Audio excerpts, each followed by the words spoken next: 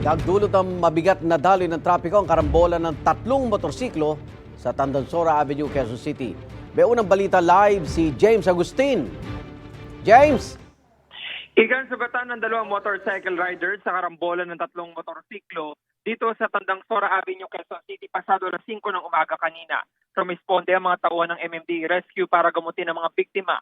Ang isa ay nagtamo ng sugat sa paa, habang ang isa ay sa binti at tuhod. Kwento ng mga rider, unang nagkabanggaan ng dalawang motorsiklo.